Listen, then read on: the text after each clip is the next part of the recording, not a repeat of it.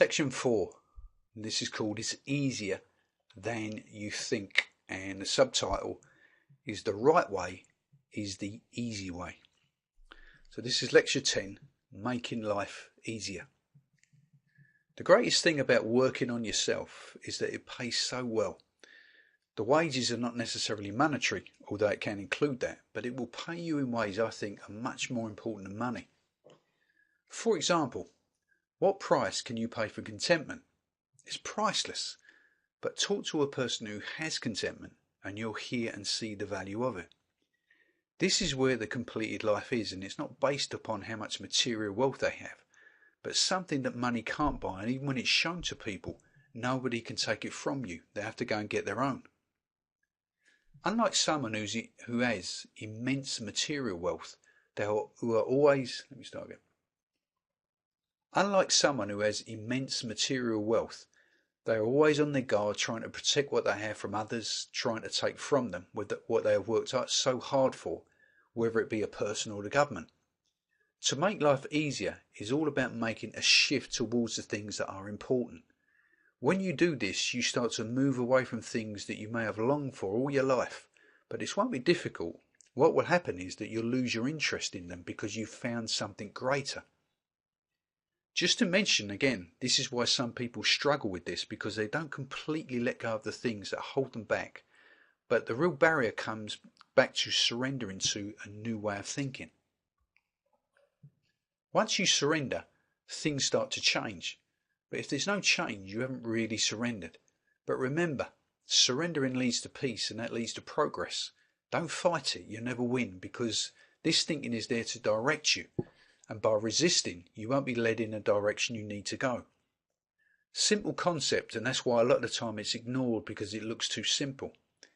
The problem is we are still thinking that to make progress or to get somewhere, it has to be difficult, but that's an indicator of the thinking not yet being changed. The choice is up to the individual. It's not all about being forced down a path that you don't want to go. It's all about being drawn or attracted into this path, not being pushed or shoved, and then telling yourself that you're enjoying the process. This happens to people at different stages of life, so there's not a typical example to use. And that's the whole point. If you start to measure yourself with someone else, then you're already back in the old way of thinking. You're not in this to compete with anybody else. I don't know about you, but I've had enough of that. Always trying to overcome someone or something or circumstances and call it victory. Now I call it a waste of my time. It's all about you improving and getting better.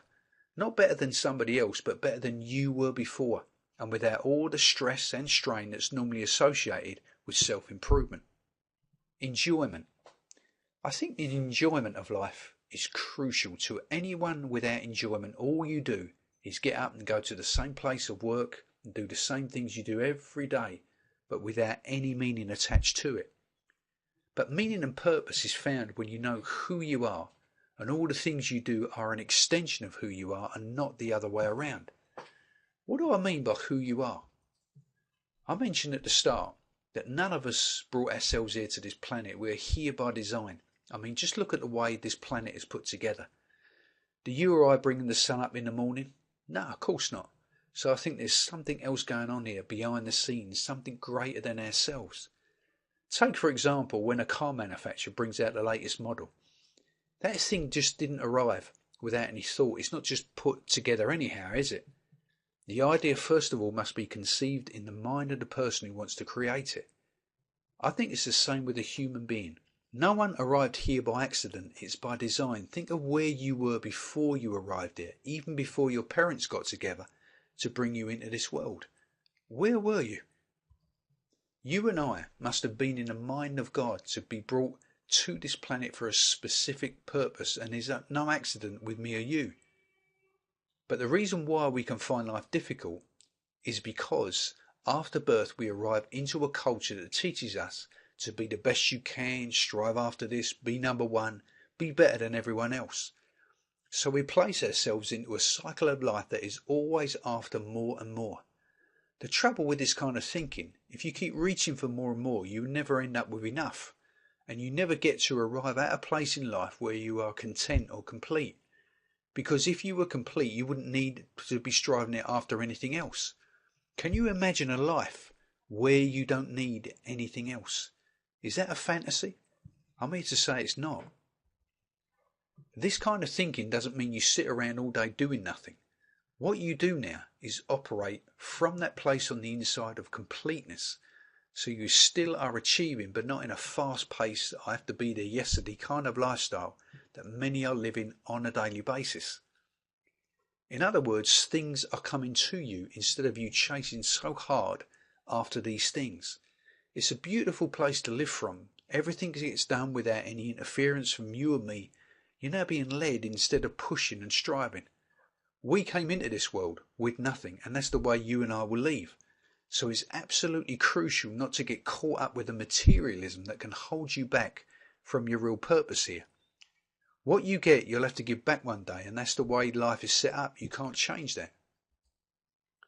From time to time, I like to read the writings of King Solomon in the Old Testament. Particularly the book of Ecclesiastes. There's some very thought-provoking material in there that helps me to keep focused on the real important things like contentment and happiness. As I read through it, I can feel the anguish and turmoil going on inside the man as he struggles through life, talking about the things that are bothering him and causing concern. He talks about how much money he's got and what he's done with it. Built great houses, got huge amounts of lands, got servants, and anything the man wanted, basically, he's got it.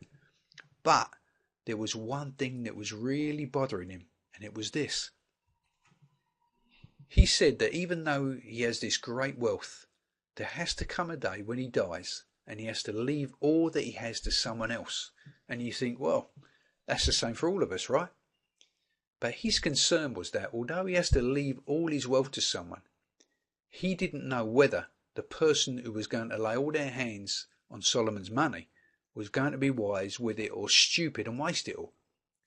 The person who gets it can do whatever they like with it, but it's the other person who has worked so hard to get it. He ended up saying that he hated life because it wasn't fair that this should happen. But he also must have moved on from that point, because after this, he then said that there's nothing better in life that a person should eat and drink and enjoy the work that they have done, for this is the gift of God.